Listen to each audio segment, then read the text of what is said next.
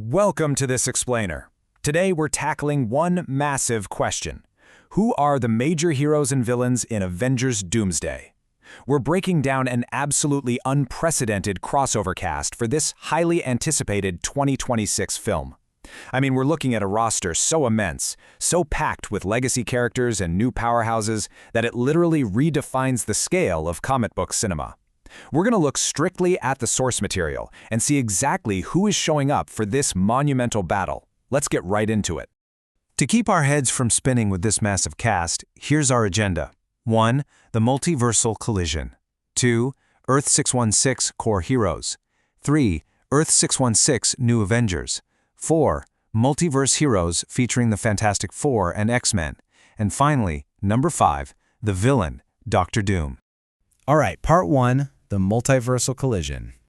So, our story picks up exactly 14 months after the events of Thunderbolts, and it's directly threatening the universe we know best, Earth 616. Now, this is the primary timeline you and I have been following for years, right?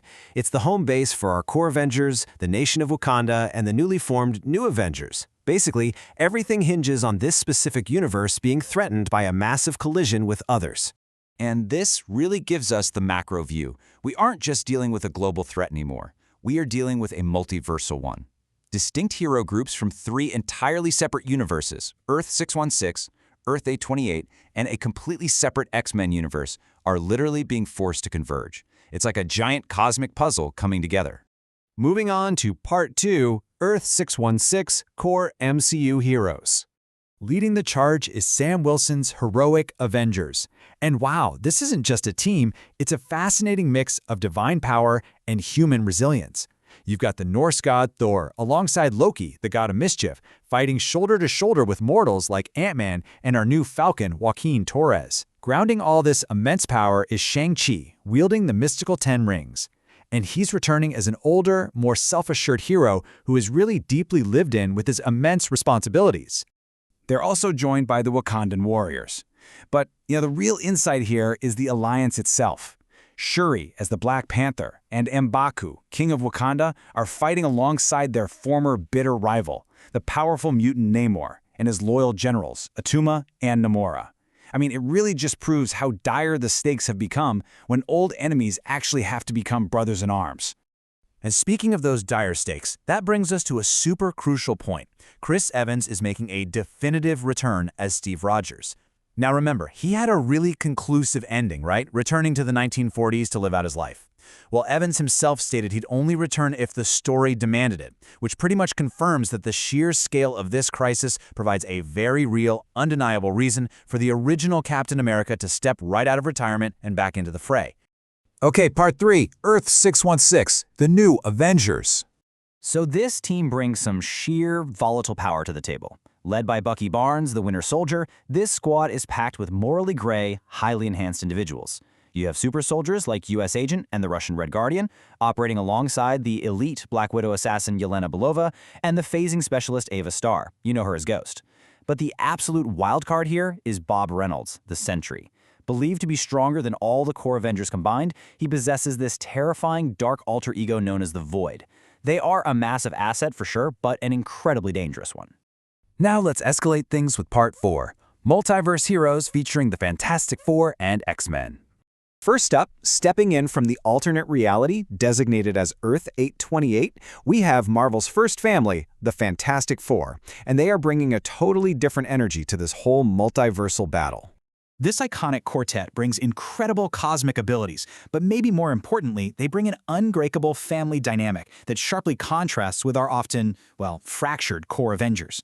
You've got Reed Richards' super genius and stretching abilities, paired perfectly with Sue Storm's force fields, Johnny Storm's volatile fire and flight, and of course, Ben Grimm's rock-solid superhuman strength as the Thing. And joining them from a totally separate 20th Century Fox universe are the Legacy X-Men.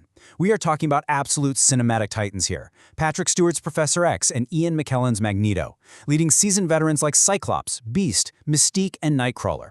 Actually, as a fun behind-the-scenes fact, actor Alan Cumming noted his demonic Nightcrawler makeup process was mercifully reduced from 5 hours down to just an hour and a half for this film, which is awesome for him. We also have Channing Tatum returning as Gambit, though directors Anthony and Joe Russo have confirmed he's going to drop the heavy, comedic Cajun accent for much more dramatic and serious tone fitting for this high-stakes film. Finally, we reach Part 5, the villain, Dr. Doom. I mean, who could possibly require the combined might of 3 separate universes to defeat? Well, in a staggering casting move that brings the entire cinematic universe full circle, Robert Downey Jr. returns. But, wait for it, he is not playing Tony Stark.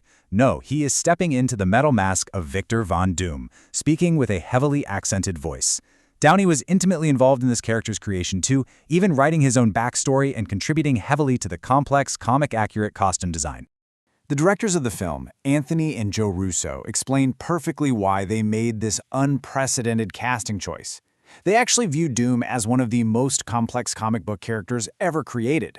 Because Doom's power is so immense and vast, they needed an actor capable of balancing that terrifying strength with deep complexities and hidden vulnerabilities.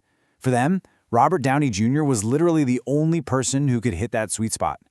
Which brings us to the end of our roster breakdown, with an epic theatrical runtime approaching approximately 165 minutes.